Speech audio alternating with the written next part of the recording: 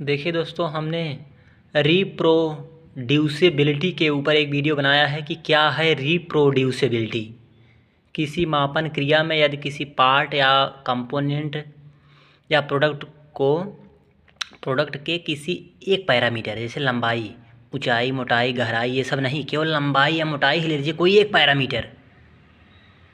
Parameter जैसे हम यहाँ लंबाई को एक ही मापन यंत्र से एक लंबाई लिए हैं, एक पैरामीटर लंबाई को हमने लिया है और एक ही मापन यंत्र से, मतलब एक ही वर्नियर कैलिपर, एक ही, उसे माइक्रोमीटर से मत मापिए।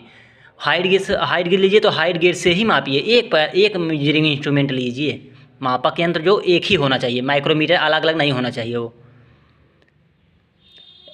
एक ही मापक यंत्र से अलग अलग व्यक्ति, एक ही मापन यंत्र रहे और एक ही लंबाई रहे, लेकिन व्यक्ति अलग अलग रहे, एक या एक से अधिक, 2 3 4 5 6 व्यक्ति, यूँ से उसे आप नाप दे दीजिए, एक इंस्ट्रूमेंट दे दीजिए वर्नियर कैलिपर, और अलग अलग व्यक्ति उसी वर्नियर कैलिपर से लंबाई को अलग अलग व्यक्ति नापें, ठीक, और मान बराबर आ जाता है, तो इस क्रिया को रिप्रोड्यूसिबिलिटी कहते हैं।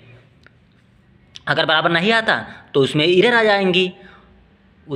आएंगी कि आपका जो 4-5 लोग अलग अलग नापे हैं, उनमें किसकी एक्यूरेसी ज़्यादा है, मतलब उस मान के निकट जो मान आप मापना चाहते हैं 10 mm का, किसका मान ज़्यादा निकट है।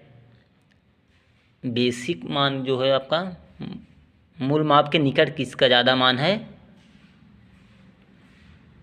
ये देखा जाता है। इसमें नोटिस में हमने लिखा है रिप्रोड्यूसिबिलिटी द्वारा कंपनी में अलग अलग निरीक्षकों का स्किल का तुलना किया जाता है। इसमें स्किल की तुलना करते हैं कि कौन ज़्यादा एक्यूरेसी वाला माप दिया, कौन सा व्यक्ति या कौन सा निरीक्षक।